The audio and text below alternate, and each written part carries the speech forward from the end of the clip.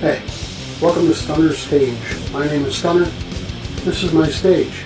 On today's episode of Stunner Stage, I welcome an artist who's been breaking boundaries and inspiring audiences for decades. Known as the frontwoman of the glam punk band All the Pretty Horses, she is more than just a musician. She's a visual artist, a filmmaker, and a trailblazer in the Twin Cities music scene. Her work has always been bold, uncompromising, and deeply authentic, blending art, identity, and sound in ways that challenge and inspire. From underground clubs to national recognition, she's carved out a space that's uniquely her own, paving the way for others while staying true to her creative vision. I'm excited to dive into her journey, her music, and the impact she continues to have on Minnesota's cultural landscape. So without further ado, please welcome Mrs. Venus DeMars on Stunner Stage.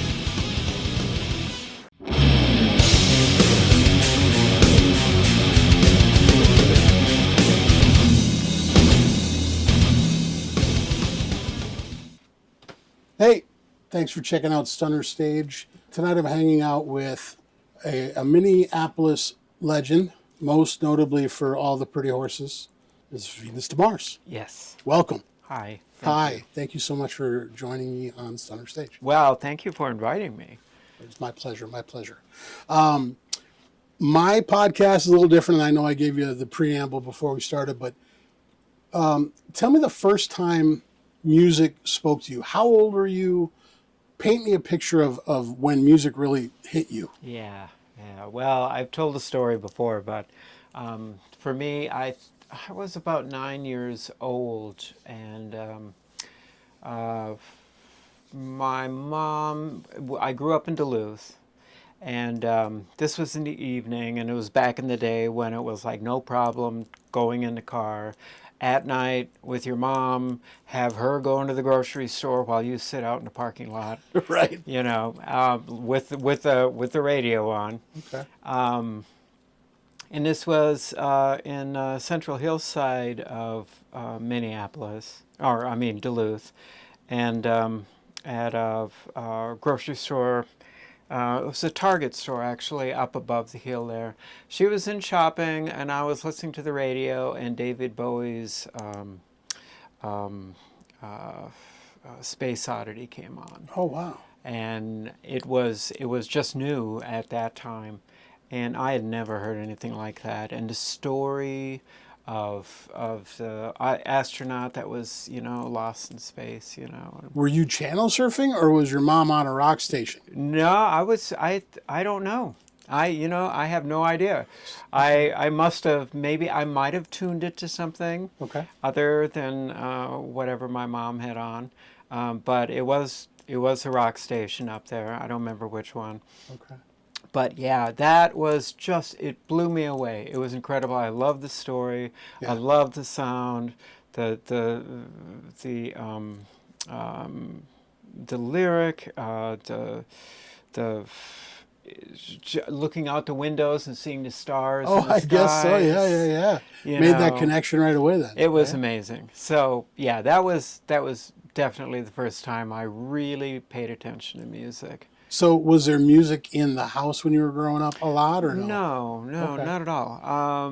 My parents were older, and I was like one of the last possibilities of them having a kid. Okay. And my sister is 6 years older than me, so I was kind of like the last chance. Okay. All right. Okay. So my parents were older, and so they didn't have music going, like my friends had younger parents that had music going. So very serendipitous that your mom would turn the radio on to entertain you while she went in shopping.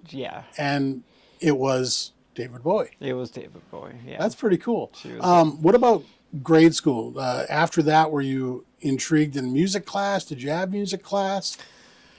Let's see. Well, there was band. Yep. When we got up to sixth grade, the band leader for the junior high school at that time was recruiting students going into seventh grade to be in in band, and I really wanted to do it. So I had the instrument. I wanted to do everything. I said, "This is what I'm going to do." We had to do interviews and blah blah blah, and I didn't get picked.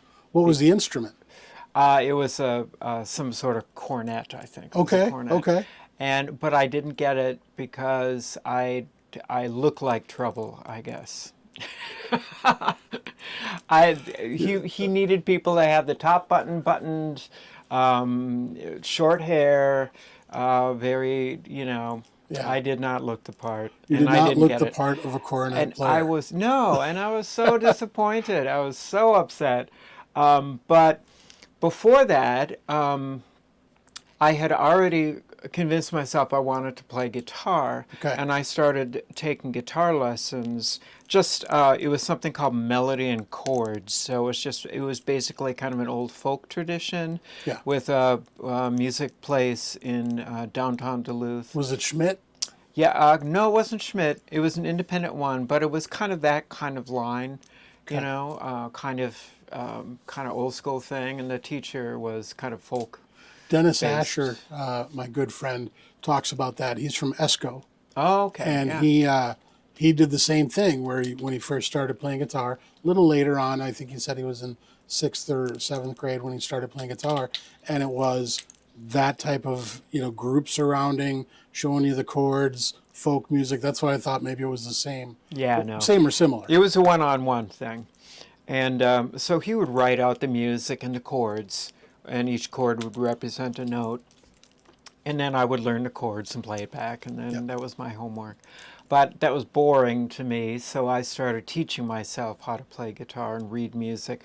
I've forgotten it all since. Right. But I taught myself how to play classical and flamenco, and I was reading all of this stuff, and I was even writing it. How old were you then? 10, 11. So starting out with Bowie, now you're listening to classical and flamenco. Yeah. So it really started to really grab you. Yeah. At like 9 or 10. No, I loved it. I loved it. Were you getting records? Were you listening on the radio? How were you Oh, getting that's a into good those question. different genres privately, really? Well, I think, I know.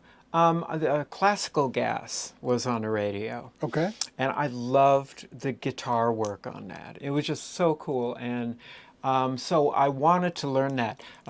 This is all self-taught. Right. So I didn't have any teachers. I would go and buy music books, and then I would try to learn from. So I didn't have any coaching. I don't know if I was playing it right or not. Right. Which finger should be where or how. Right, yeah. But I was intrigued with the technique of playing the guitar, Okay. and using your fingers as well. And the flamenco was really amazing because you did the hitting and all of that kind of stuff, and a special. I'm doing the like the wrist chording. wrist and hand movement. What do they call, like the hammer claw or something? There is like you go down like that, and then you pull it back up again, and you can do it like there's like triplets that you. It's almost just like amazing. slap bass for guitar. Yeah, but it's really flamenco. I love that. And, Okay, so and this I'm is when just you're teaching like myself. 12. Yeah.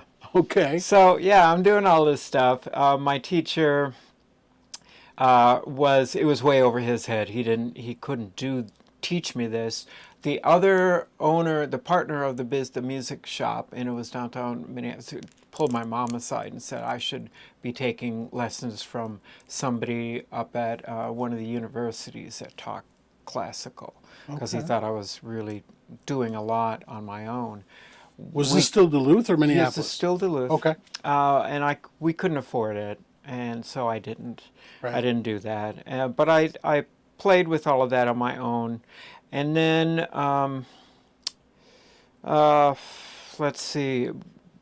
I played acoustic all the way through high school, so that was kind of my forte. I didn't sing. I didn't sing a note. So I did all of that through high school, graduated from high school, and then I bought my first electric guitar. Oh, wow. Which was a Guild Bluebird. Nice. I still have it. Before we get too far into that, I want to go back a little bit. Yeah. So 12 or 13, what was your first concert experience?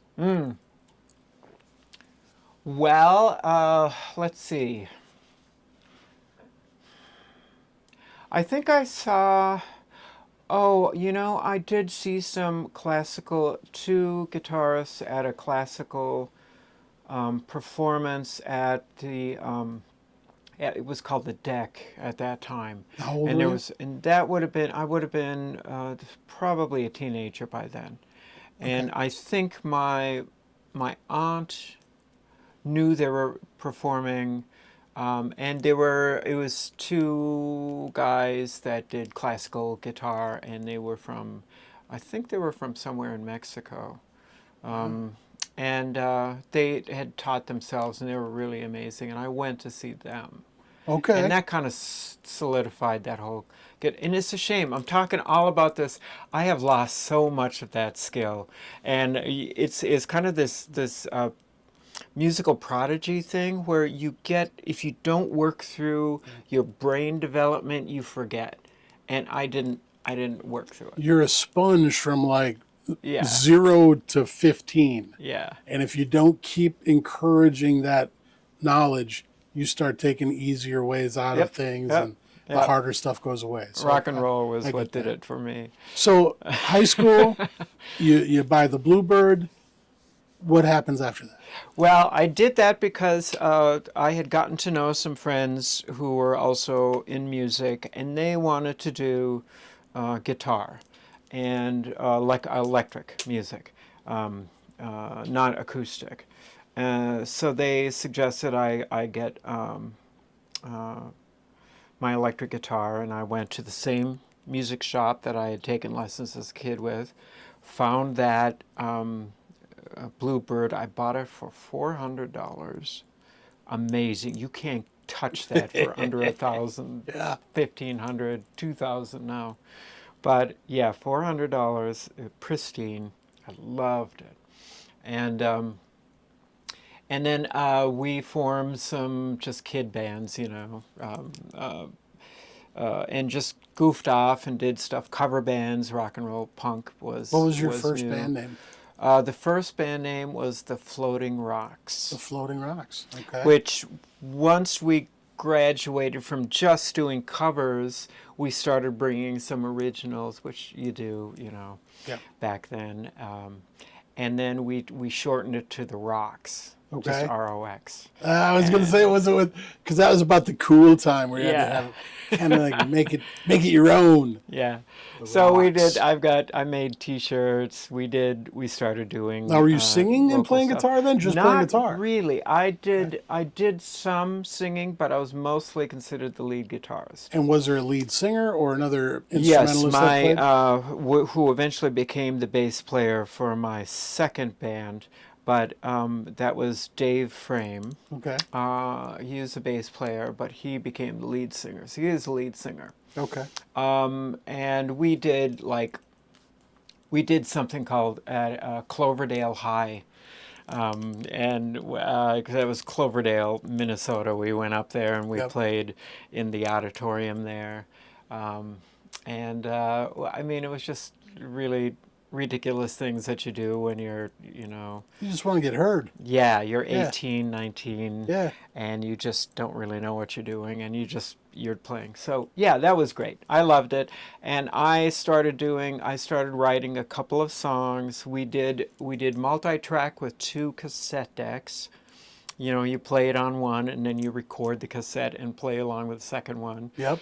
and you bounce it that back. It's ridiculous, but we did it, and then I started trying to sing with that band, and I was determined. I sounded terrible. I have some tapes of myself singing back then.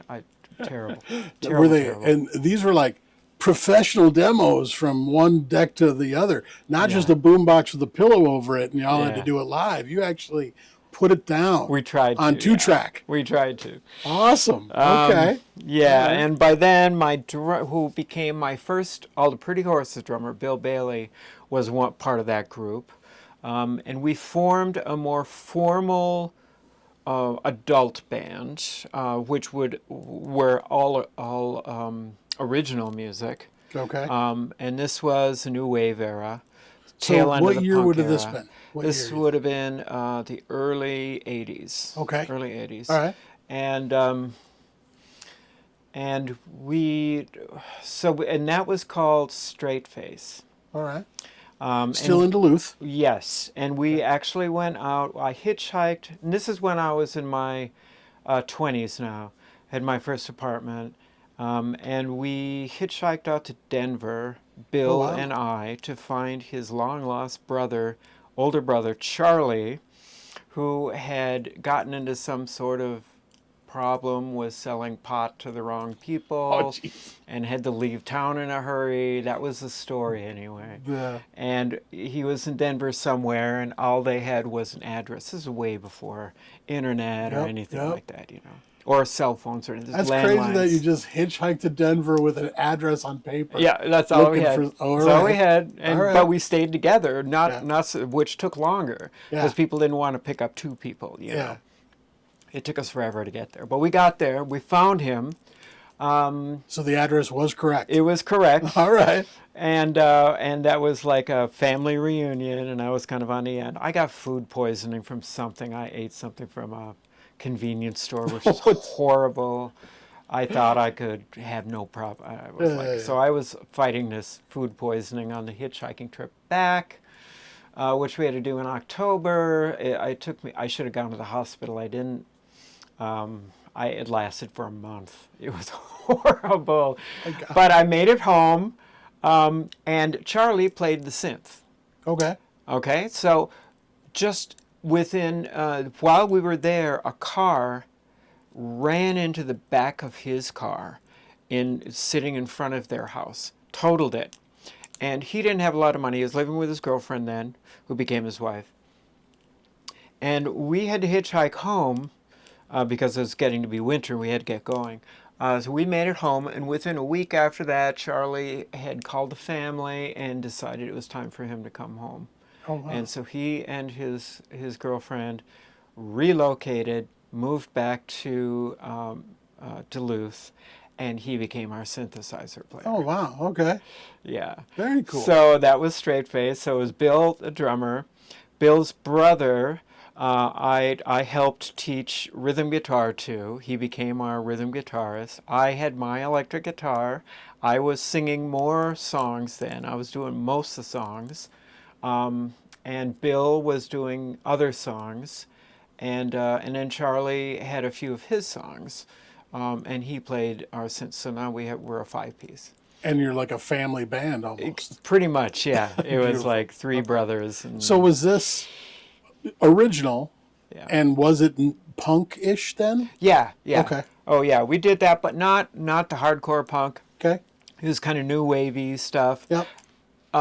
Charlie, no, it was a four-piece because of Charlie. Because I was trying to remember all the people, because the five-piece was the band before. That was with Dave, who had relocated somewhere to go to school.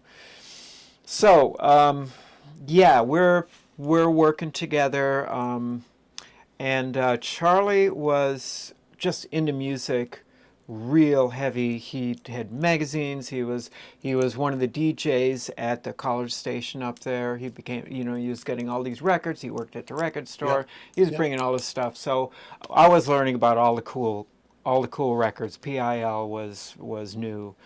We knew about the Sex Pistols before.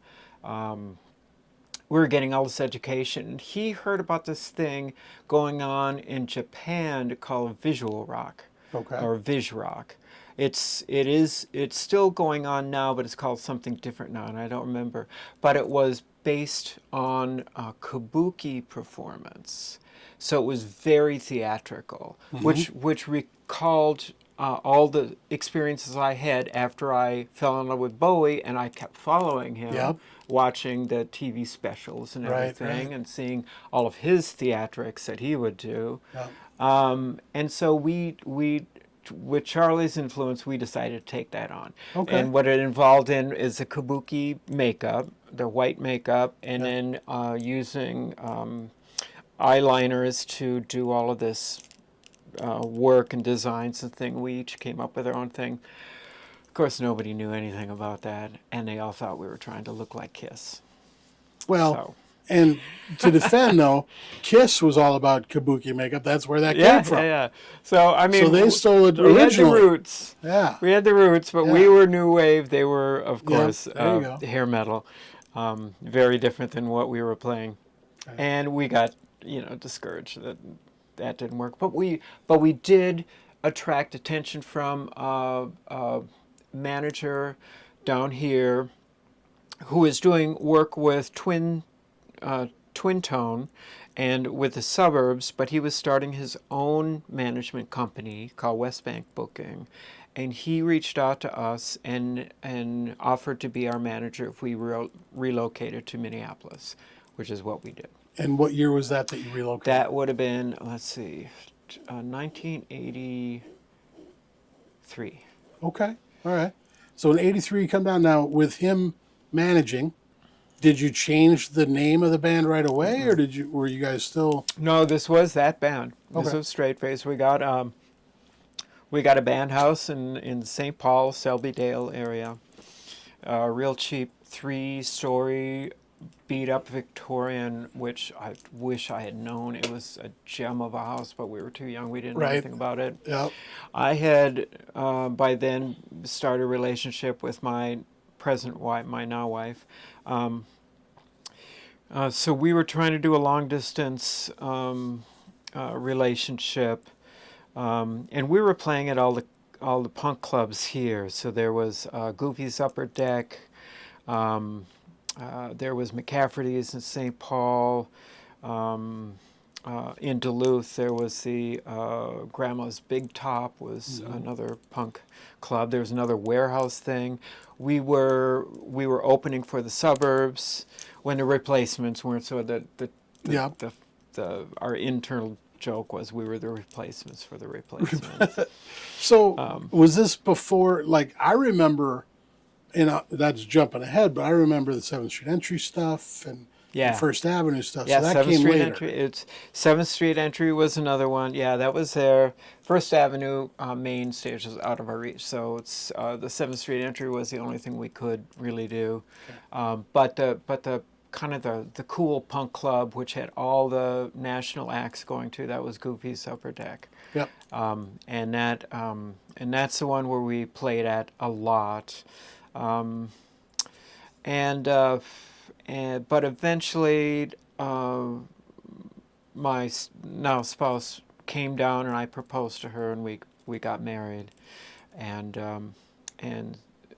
shortly after that, Charlie and his girlfriend got pregnant, and he decided that he had to marry. They had to marry, and he had to quit music. It's kind of in that time, like what I've always said is you've got people that play music and people that are musicians. Yeah. The musicians, it's in you. You can't quit it. There's nothing you can do. Yeah. It's going to be there till you die. And then there's other people that they play music to get something from it. And once they get whatever that tangible thing is, they don't need music anymore, and they kind of split. Yeah. So it sounds like you guys were at that point where all of a sudden the band, are we going? Are we not going? Well, I can do this. I don't know if I'm doing that. Okay. Our manager, who brought us down there, also went bankrupt after he got us a recording session for an EP. So we kind of lost our footing there, but we had relocated and we weren't going to move back. We loved being in Minneapolis and the opportunities, but the band unraveled after Charlie left, and within a week we had disbanded. We were still living in the band house because we had the lease, but we didn't renew it, and we all kind of scattered after that. Yep. Were there any, when you came down here and you started playing all these venues, were there any local bands or people that you saw and kind of like, that's where I want to take us next? Totally. Who were some of those mentors? Flaming O's. Okay. Flaming O's were great. Yep. And I've become friends with Robert now, but they were, he was a rock star back then, and kind of the bad boy rock star. Yeah. They were way out there, back in the day, and then the Suburbs, of course, they were the signed band Right. that had broken through, and so they were incredible. And I've come to know Chan now too, but they were the rock stars, and we were Yeah. just the young punks. And so we just thought they were the coolest bands in the world. Yeah. And it, yeah, so that was kind of the atmosphere that we were working in and trying to make a difference. That band disbanded, and I was determined to keep going. So I I had, by then I had, my spouse was working for a film production place. She bought a reel-to-reel 4-track for me, Okay. 10-inch 4-track, 10-inch reel, full-size reel 4-track That's from, love. and yeah, it was No incredible. more And it two was, tracks. We got four. yeah, it was great. All I right. could not believe it. And she got it for me for Christmas. Yeah. And I was just like, "Oh, that's amazing." So I built a recording studio, teamed up with my drummer Bill, and I formed a little kind of makeshift band, and I put out an album called Animal Angst. Okay. And I pressed it. It's on record. It's on vinyl. 500 Wow. copies. Hand screened Congratulations. the I never cover. got to do that. Yeah, that was crazy. And interestingly, and I'll jump ahead to about 10 years ago, I was getting calls long distance from Germany. That album had made it all the way out to Germany, so I have no idea how. And the song on it, called "Burn My Eyes," had gotten into the DJ circuit Nice. for the German synthcore people out there, Very and cool. I got on their regular rotation. They were trying to find. There was a record label that was trying to find this. They tracked me down. They couldn't believe I was still Maybe you working need at to that time. reprint it. I've considered it. I've considered it. I I have done some remember special things. when Avalanche did our first album, we skipped cassettes. We were right in that little pocket where cassettes were no more, LPs were no more, CDs were the thing. Yeah, yeah. So, we did our 1,000 CDs. And here, 25 years later, I'm looking around on the internet and somebody in Germany has an LP of it. Oh my And I'm God. like, somebody bootlegged our CD and put it on vinyl. And That's I wanted to amazing. buy it myself. I was like, I want Yeah. that thing because we never did vinyl. But so that is so cool that you did 500. And I think it's still amazing how, you're just a person that put down a thought and it's traveled all over I the know. world. It still blows my mind that happened. Isn't that incredible how that can work? Yeah. I I'm actually on a compilation CD, a German compilation CD, with a couple of DJs who aged out of that time and made a record label, decided to put out an anthology yeah. of all of the DJ songs they used to play back in the day, and I was one of them. And they tracked me down, and I knew how to give them a copy from the reel-to-reel master, which they were amazed because nobody else knew how to do that. And it's on an anthology. Congratulations. That's awesome. So then after that, after you made your recording, is that what you used to form All the Pretty Horses or Yeah, no. So that record kind of had its life. It came out right when Prince put out 1999. okay. And so all of the local reviews, it was eclipsed by Prince's attention, of course. And so I got disappointed and felt like I had failed. And I went into art and performance art, filmmaking, a whole bunch of stuff. I spent a couple of years doing that. And making kind of a career. I was part of the Rifle Sport Alternative Art Gallery, Okay. did that kind of thing, and installation work. So I was kind of making a name for myself with that whole art world and stage, performance stage stuff. Mm-hmm. And my drummer, Bill, came to one of my art openings in a small hair salon called Extension Generation. It was on Franklin and Lyndale. Okay. On Franklin, off Lyndale, between Lyndale and Hennepin. And he came to my installation that I did because I knew one of the hairdressers there, and he had gotten me the gig to do this installation in the salon. And Bill was always after me to start doing music again. He wanted to reform straight bass and figure it out, and I really was like, I'm done with it. I don't want to do music.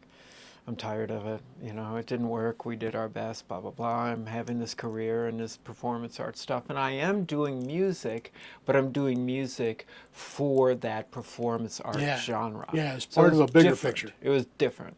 Not a regular rock and roll band. He was still after me, and he wrote a little thing down on my signature book for the opening. It said, you know, we should jam. And I saw that after he had left, and I was like, I suppose I could. That would be fun. And so I followed up on it, and that is how All the Pretty Horses started. Okay. So my first drummer was Bill Bailey, who was my drummer for all the other bands I had before. And my bass player was Ed Ford, who I came to know at a T-shirt printing place where I worked at in the screen room, and eventually I became the art director for that business. What was that place called? Called T-shirt Inc. T-shirt Inc. They did all the rock and roll stuff. They worked with Nice Man Merchandising. I remember Oddities. Okay. Yeah. That was a big one that we used, and then there was one in North St. Paul that we used a couple of times. I can't remember. Streetwise or something like that. Oh yeah. But yeah. Yeah. Okay. Yeah, we were the ones that did all the big national Awesome. rock and roll people. So I got to talk to Lux and Ivy on the phone. Nice. To talk about the design we were doing for the next T-shirt. It was great. I loved it. But yeah. So with All the Pretty Horses, when that comes together, you've got this new love for performance art, probably more than you had in Straight Face or the Rocks or any of that stuff. So now, how soon before it becomes a hybrid of new wave, punk, performance art? Yeah. So that was the band where that all came together. Yeah. So by then I had come out as trans. So I warned, and this would have been 1990, the end of 1993. Okay. And I came out in 1988, 89, 90, so 5 years. So I've been out for 5 years, and I was doing that in the performance art world. Oh. Pardon me? I thought I shut that off. I did shut that off. I apologize. Not at all. We will not be interrupted. So I had 5 years already, and I was being open and out about being trans and making it part of my performance, being inspired by Bowie. Mm-hmm. Bowie did all that gender shifting and all of that stuff, you know, back in the Ziggy Stardust era. Yep.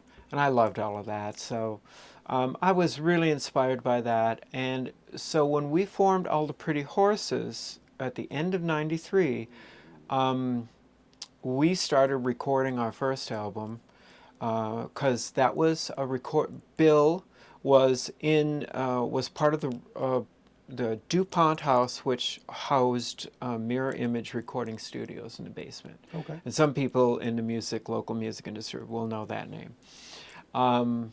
And so we recorded and rehearsed in that recording studio, and we put out the first album there. And I let them know that I was going to be trans, not be shy about it. Right. Be myself. I wasn't going to hide it. And I remember they were nervous about it, but Ed said, "Well, let's just get famous then." I mean, it was early days. People didn't really know. So how long did it take you guys How long did it take you to put it together and write a whole album? I mean, if you were It living took and us, yeah, jamming in the studio, yeah. It took us, and Bill was the engineer. So we put out that album at the end of '94. so definitely under a year. Yeah, it was that year was all putting together that album, and then we started performing after that when it became obvious that we needed to promote that. Were you thinking visually of the show you wanted to put on while you were writing, or was that a secondary thing once the album was done? It was me personally just wanting to be myself on Gotcha. stage. So that was the first step. But it was not long after we put out the first album that Bill was struggling with some addiction issues. And he hadn't figured out a path out of it yet. Mm. And he felt like he needed to quit music because that was pulling him into it. Yeah. So we lost Bill to his journey to try to recover, and he has, and he's amazing right now, still drumming, amazing drummer. Awesome. And we're friends, and I am so happy he found his path. But it was me and Ed who kept the band going, just the two of us rehearsing the music together, trying to figure it out. And we eventually brought in a drummer. Kevin Teachout was the first drummer that we brought in after Bill. And he was going to be, and he was kind of a punky kid, you know, really good drummer, really wonderful. And we worked together and did a couple of shows and made it about 4 months together out. And then Kevin and his wife got pregnant. He Had to make the decided decision. that he Yep. needed to get serious and not be in a band anymore. Yep. So we lost him, and then we were looking for somebody again, and that's when Matt Batchelor showed up on the radar Oh wow. through one of the rock critics let him know, and he came to one of our tryouts, and I went with him, and he brought a lot of theatrics in Oh because yeah. Morticia. yeah, so he's from Morticia, so he had that whole goth stuff going on, and he also did the flaming drum thing that he Yep. would do. He would light his drums on fire. Yep. Yep. He brought a lot of the theatrics. So I'm Okay. out there just trying to be myself. Matt brought all of the Here's the flaming show. stuff, Okay. and that was great. And through Matt suggested we bring in Tiffany, who became my backup singer, who was a friend. She was all into belly dancing and that kind of stuff. So she brought in all this other Visual. visual stuff. And so that was really it. That's when we really started working towards that.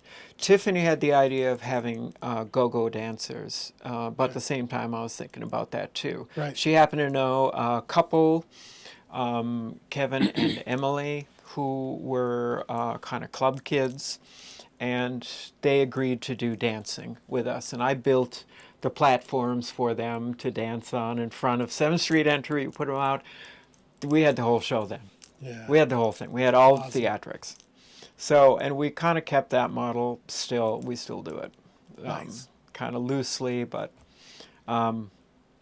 eventually, I lost some of my bandmates to life and just things getting too complicated. They couldn't Yeah. stay in the band. They had to move on. Yep. Eventually, Jen Dean became my drummer. And then I had a few other bass players. Pandora, Leanne McDougall became my bass player. When she left, then it was Eden Taylor. Remember Eden? Yeah, she was amazing. I loved her. And I've got stories. And by then we were touring New York. I had set my sights on New York as being the way that we could get Now, some were you respect. trying to relocate or just go out tour a little bit and We come were back? trying to get people to take us seriously in Minneapolis. Okay. We were really working hard at being taken care, being seen as a real band, but everybody was looking at the traditional rock and roll bands, 12 Rods, that kind of Yep. band formation. And they were getting signed and they were getting record deals. We were way too theatrical, way too out there. People didn't really know what to do. They didn't know how to promote, how to push you out No. there, yeah. So I had decided, and I had taken a trip with my performance art world connection. I was still doing that. I had this opportunity to go out to New York to work with Meredith Monk. And that fell through because she had a conflict, but she still advocated for me to go out, and I did go out. I ran into another artist that I knew that relocated there from Minneapolis. She was a curator, Karen Platt, and she introduced me to the drag punk scene out there. Okay. So she introduced me to Brooke Webster, who ran the Meow Mix. That was a lesbian bar out there, which is featured in the movie Chasing Amy. So is this like complete, almost culture shock to go into an area Yeah. that was that openly, Oh, absolutely. please come on in, and versus being here in Minneapolis where you were the flagship almost, right? Yeah, yeah. Okay. Oh, it was incredible. Yeah. But we hadn't established ourselves here. Gotcha. So we were still like trying to play wherever we could play. Okay. Alternate clubs, underground things, all of that stuff. We were having trouble getting into the bigger clubs. Okay. So I decided, I have my in. I know what we're going to do. We're going to go out there. We're going to make a name for ourselves out in New York. We can be accepted easily. Yeah. Well, not easily, but be accepted openly. We Yeah. fit There you because go. we didn't know about the drag punk scene out there at all. Okay. But Hedwig, that's where Hedwig came from. Hedwig and the Angry Inch. That was from Squeezebox, which was at a club called Don Hills. That was kind of a theme night.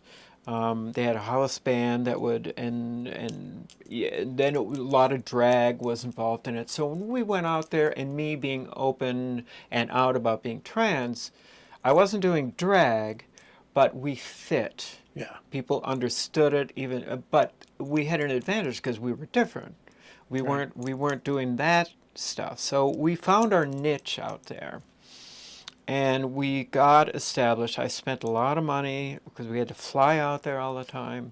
Oh, wow. I had credit cards, and I went easily $100,000 in debt. No plan B. Credit cards, yeah. I was sure we were going to make it. You are like that when you are at that age. So tell me some of the big stories from that then. With all the pretty horses going to New York, I mean, that leads into one of my questions too, is give me some of the bigger stories, at least two of the biggest stories that you've had in your career so far. Okay, well, the memorable ones. I'll give you two. The things that pop into my head. Eden, performing. We performed a night at CBGB's. And that was one of our regular spots that we would perform at. But there was a night, a friend of mine who is also trans and was working in rock and roll out there, she got a chance to do, we would often perform at a show called Homocorp out there. It was a New York-based one. Dean Johnson was the host for that. He couldn't do it, was handing it off for this friend of mine, Lisa Friday, and she built a trans night, and I don't remember exactly what she called it, but she was focusing on that. She had Jane County and the Electric Chairs as one of the features. She had, and I've got the list of all the people there, and then we also we closed the night, which is not headlining; it is just closing the night. Is that the 3 a.m. shot? Yeah, it wasn't quite that late, but Okay. it was late. It was like 1 o'clock when we got on. Gotcha. But it was packed because Lisa had gotten just the best bands, and I believe it was Jane County who was a headline, and she did the she did the main focus, and then we followed. So so it was still packed. Audience was packed, and Eden, I don't know. She went off with something, and she got too much alcohol somewhere, and I don't know what she was managing. Something significant where she was escaping from whatever it was, and so she was not really present on stage during that time. And I mean, it hits us all. We all have that happen. She had her night that night at CBGB's, and she destroyed her bass on the stage at the end of the set. Full punk rock mode. She made little sense up to that point for our half-hour closing set. I was screaming my head off and playing guitar. Jen Dean was playing drums as hard as she could in order to try to get above the noise that Eden was playing out of her bass player. Jen Dean, I believe, was able to unplug her bass somehow, or at least she thinks she did. But it was just cacophony over there from Eden, and I was pushing it. Oh, we earned punk cred that night. Absolutely. Not the night I wanted, no, but it was going. And then Emily, who was our first dancer, stayed with us. She was dancing, and then Shannon, Blowtorch, was my other dancer, and she brought the grinder on stage. She brought the grinder act into the band. We couldn't do it at CBGB stage. They would not let us do it. They were afraid of fire. Yeah. All the posters and everything. Well, I'm sure it's like 100-year-old building. Yeah, they were scared to death. And we tried to show them it didn't do it. No, you're not doing. No. So anyway, I was on my doing my back bend playing, and I heard Eden's bass getting chopped into the stage, and the audience just went wild. And Shannon helped her. She was jumping on it at one point, and Shannon helped her break it after she saw it was like, this is what's happening. Let's make it happen. You didn't have a gig the next night, did you? There was what's that? Was there a gig the next night? No, we were flying home, okay. And I didn't know what to, and the bass just broke into 1, 2, 3, 4, 5 parts. There was a tug of war between the audience and Shannon, who rescued all of the parts except for the headstock. And somebody in New York did reach out to me,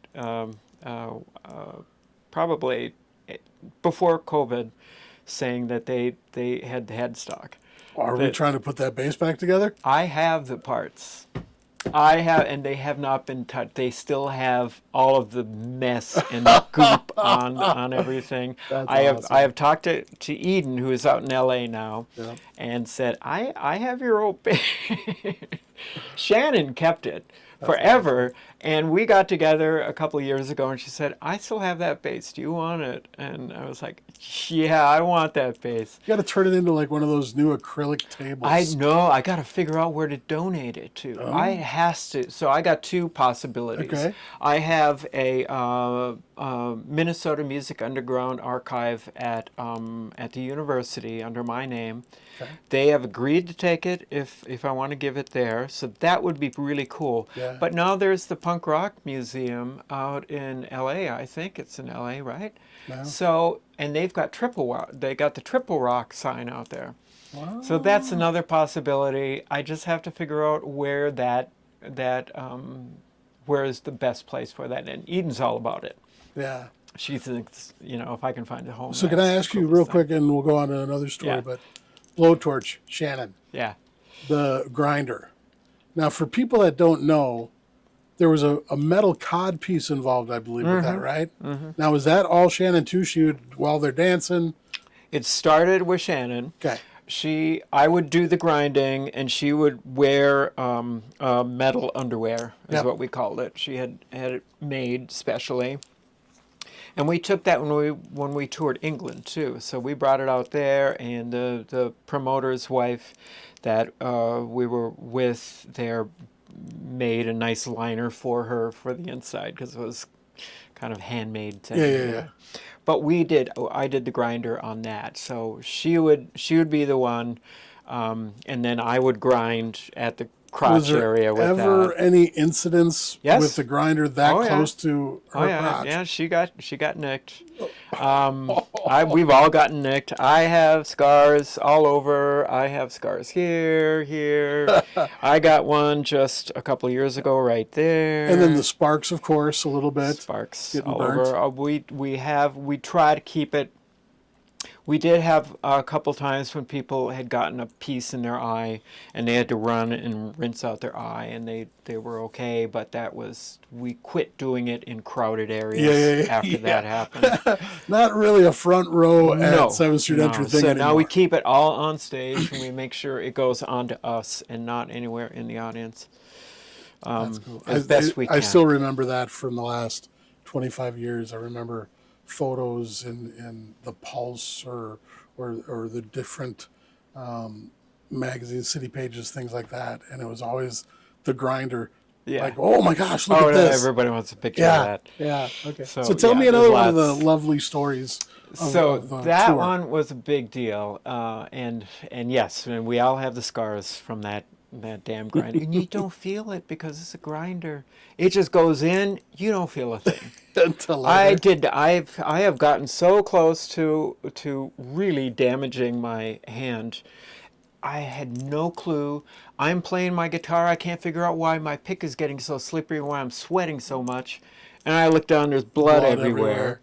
That happened in New Zealand. And the set list for that, there's two of them. One of them you can hardly read from the blood. The other one is spattered, and you can still kind of make it out. That was with our New Zealand gig. That is in the Minnesota Music Archive. My bloody sets are in there. You can go there and see it if you want. Okay. And the other one I did, we were in Bisbee, Arizona, and I have a metal piece on my arm that I bounce it off of, and then I do the cod piece now. I have a little plate that I put in, and we'll do it on my own. Because Shannon left the band and I didn't want to give up the grinder, so I kept it. But I was bouncing it along and I just missed it and I got into my hand. I had no clue. Just like, oh, I missed it. I must have hit the leather part, I thought. Put it aside, started working again. Same thing. Blood everywhere. The band won't stop. It's up to me. I had to get somebody from the front stage to run in and get a towel from the bar, and I took duct tape, and I just took this whole towel around my hand, duct taped it up, expecting myself to just bleed out and faint, because that's when I thought, okay, then we go to the hospital. And I'm playing along and just going for it. Because I could still function, I could still move, so I knew I didn't hit any. You didn't hit an artery that was causing. Nothing like that. Not a tendon. I thought it was tendon was what I was worried about. Yeah. And I'm okay.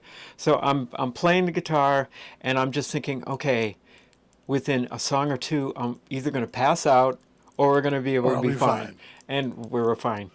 But it hurt like a son of a bitch that night when I had to put alcohol on it in the hotel. I was just screaming. And you have to leave them open because it's a gash wound. Yeah, it's got to heal from the inside out. Yes. Yeah, you cannot close it up. So I had to get all of this stuff on it. I had to keep it open and put gauze on it and clean it every night. And, it hurt. Now, was this mid-tour or just one show? It was one show. So at least you weren't like the next night, another hour and a half playing with the grinder we had again. Which I did have to do in New Zealand, and that was the beginning of a tour that we did mid through on the tour, and that the New Zealand 2020, the news program, were following us, and so there are these big cameras all around us, and they followed me into the bathroom, or not the bathroom, the back, Like green prep room. for the restaurant. It was a restaurant okay. we were performing in with a stage, and I was taping all of it up, and I was thinking we got through the one set, and I was thinking, okay, we're done now. We're not going to have to do it. No, the owner of the club was like, no, you're doing the second set. You got that taped up. You can do it. I did that. The other one was one of our last shows that I did with Jandina Tempest, and that was out in Spain. And that was 2006, and that was with the film that's making the circuit now, and the reason that we're working together again. And that was an incredible show. That was easily the biggest audience that we've ever performed in, thousands of people. And it was right after a festival there in a small town, but they had this huge venue. And I'm trying to remember what it's called now. I'm not going to remember, so I'm not going to pretend to know. I don't remember what it was, but it's still there. It's still a big club in that town, but it's in Tui, right next to Portugal. So we had the screening of the film, and then we all went there for the after party, and it was packed with people, and the stage was up high enough so people couldn't climb up there. You know? It was way up there, and we performed, and I didn't know anything. I didn't know Spanish. I said hola, and the whole place said hola back to me. I was like, oh shit, now what do? I don't know what they're saying. I can't say anything. So, but we played. They loved it. We got asked for an encore. We ran down, did the encore. We ran back up into the back room, up the stairs, and the bouncers were on there. And the audience would not let us go. They started a sports chant, which I guess never happens in our rock and roll club. The bouncers were like, they never do that. And they just kept doing this chant, and they're just laughing at us, looking at us, and we don't even have we don't know what to do for this second thing. It's like, what are you going to do, play the set over? Yeah. One of the things that happened while we're trying to figure this out, so I'm going to get to this, but we finally decide we're going to just repeat a song. All we can do is repeat. We try to do a song. We think we can do it. We're trying to do it. We go down there. We stumble through it. We sound horrible. The audience doesn't care. We do the other song, and then it was just like, we cannot do it. We can't. No, let us go. And they finally did. By then, Tempest had brought in this thing where she would take and jump off the stage. She couldn't do it there because it was too high, but she did it on stage. She was jumping all over the place on stage. She may correct me on that, but that's my memory. She had gotten damage to her knee by doing that, and this was a routine, and her girlfriend at that point was working in a hospital doing stuff, and so she understood how to drain that water that built up on there. So she was in the backstage after that, and took a needle, a syringe needle without the syringe, and pushed it into her thing, and the bouncers were just turning white, and all of this liquid was spurting out from her knee. I did not see that. Jen Dean told me this story, relayed it to me after. So we definitely made a mark there. Was that your biggest crowd? That was the biggest crowd. And how many do you think that was? Oh, there could have been 3,000 people there. Okay. It was so full. And I made my way out to, and it was a big club. So we had the stage area, but then there was a whole dance area over here. Mm-hmm. So it was like, this place was packed, and then it was packed there. And you know, in Spain, people stay up all night long because they have the siesta, which I didn't know, but I they got that made a fool nap of myself trying to get people to help me in the middle of the day, and they were like, yeah, we can, but we really don't normally. And so, yeah, I really showed my ignorance there. But yeah, so they party all night long. It's crazy, and fun. It's amazing. So I made it to out to the merch, and we're selling merch all over the place. And one guy, and it's in Galicia, Spain, and the th is important. I was told that that is a local dialect with a Okay. th instead of the c. Um, and he wrote on my hand. He wrote the love hate on my hands in marker because he just was amazed with it. But it knocks naco, or something like that. So it was a Spanish thing for hate, and then amor for love. And Okay. so he wrote that, and then that was a unique spelling to of Galicia, that Okay. area. So, and he was just so excited about that, and that was a thing that also I got when we were in New Zealand, and the Maori people gave us a welcome, which was nobody gets that, which was kind of amazing that we got. But we were, I mean, this was 2006. People didn't really know anything about trans people back then. It was brand new. People were way curious, and it was news.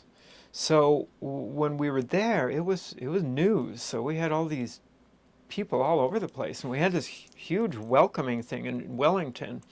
And I talked, and then the guys who did that, and I don't know if you know the Maori welcoming, but it's really angry type of display of fierce warriors in a Okay. line, and it is amazing to see and experience, and to have that happen to you in front. It's Yeah. frightening, really. It is incredibly intense. And but I talked to a couple of the guys after, in that they stayed and watched the show, and he had the same attitude, telling me about our show, as the kid in Spain did. Was like, we were communicating love in our songs and our passion, but we also are really aggressive in the way that we present that music, in the live setting, where we're just bombastic, Yeah. with Jen's drumming, and the sparks and the Yeah. blood. Yeah. Not intentional on the blood part, but But a little bit of shock rock is yeah. good too. Yeah. So it's just so interesting how we found a niche, and we kind of got ourselves a little sense of who we were. That's awesome. That is amazing. So tell me now about kind of the reason that you're here doing this stuff now is you guys are back together again after 20 years. Tell me about that. That is incredible. It is. It is. It just. I was joking at rehearsal the other night that it just feels like we've been playing together for years. I mean, we have such a history together. Tempest came in after Eden left, and so she wasn't in the documentary, but she was part of the touring and the promotion of the documentary. And it is just such a pleasure to be working with the two of them again. The attitude, and I mean, they kept playing. They did Harsh Reality after that, and so they kept their stuff going all the way through. So their musicianship is still right there. But to have us all come together and do this music, which kind of we were all inspired by, and we're working together on, and putting out these albums with, it's just magic. It's really wonderful. Yeah. Does it make you feel young again? Well, I never felt old. We never had kids, Yeah. so I don't have that. I don't have that age marker that other people often have. This guy right here. So my spouse and I have just kind of just gone about our business like we did when we were 20. Yeah. It's just that we deal with different things now. But we didn't Yeah. have that kid age marker to remind us. Yeah, for me, it's all about that. Like I still remember, in our 20s, it just seemed like we were invincible, and everything we did Yeah. was huge. And here I am now in my 50s, going, I think I can play a whole night. I think I can. I think I can do that. Yeah. I might want to get a nap in. My body lets me know. My body definitely lets me know that I have to be aware. So what's the big shows coming up for you then? So we're going to be doing. There is going to be the screening for with Sound Unseen for the documentary. That's in November. I will get you the dates on that. And after that screening, that weekend, we're going to do a reunion gig at Cloudland, Okay. which is going to be amazing. I think that's going to be an incredible show. Do you already know who else is going to be on that with you? Big Salt is going to be on it, and I have also have and another one, Bitch Slap, I think. Okay. So 3 bands, kind of punky, cool. It's going to be a really good night. And the grinder will be... The grinder will be a focus, yes. It will be present. Let's not cut off any hands. My bass player presently right now with my regular Pretty Horses lineup, Danny May will be joining us. So, but she's not playing bass. That is Tempest's instrument. So she stepped up to be the second guitarist. Oh, cool. And she's an incredible guitarist. So our music is actually sounding a lot closer to the produced sounds on our recordings, our albums, because we can, with her being the lead guitarist, we can bring that extra layer of production in, whereas if we're just doing a 3-piece, I have to kind of distill the music down to the core. Yeah, you have to decide which of this riff am I doing, which of that riff am I doing. Yep. Because you're playing 2 guitar tracks in one, and singing. Yeah. Yeah. So we usually distill everything down to a live version, but with Danny May coming in as the lead guitarist, we're getting a really nice sound. So super excited about that. We're trying to follow through some other leads to put together the reunion gig. That's the next biggest one. But we're looking at going to the red carpet up in St. Cloud. We've got an offer to try. We're still trying to work out the deal to go to Pittsburgh. We got something there for a film festival out there that wants to feature the film. I'd love to do Homegrown. There's a couple of other events that we're brainstorming on. We want to try to make the events with Jen Dina Tempest to be the bigger shows. Yeah. So that's what we're focusing on. So can I ask, what is the name of the film? Venus of Mars. Venus of Mars. And is it streaming on anywhere now that you know? Yeah, you can stream it on Amazon Prime. You have to search for it because it was brought in, it was accepted in Amazon Prime way in the early days, and it just kind of sat there for a long time, and technology has changed, and they are after me now to give them an updated version, which the filmmaker, Emily Goldberg, has now been able to create with the tech people who worked on the film. Like a newly remastered for HD and all that yes, stuff. all of that. All of the new formats, all of the recolorized, to better it. It's got subtitles on it. Now, did that cost you any money for that upgrade? No, Emily put it all together, so which is very, very generous of her, but I think also the team just kind of felt like it was important to get it done anyway. I'll be searching that one tonight probably. Yeah, so what you will see if you search for it on Amazon Prime, you will get the original one, which is great. It's great, but that's why you got to search for it. Yeah. I need to get them the update. I have to get them the new images and all this stuff. They've been after me, and I'm the one that volunteered to do that. So. Like you don't have enough to do in your life already. So I've been dragging my feet on that, but yes. Well, we look forward to seeing the reunion, and look forward to watching the film. Yeah, it's incredible. Thank you so much. Well, thank you so much for coming. This is Venus to Mars. Good night, guys. Thank you.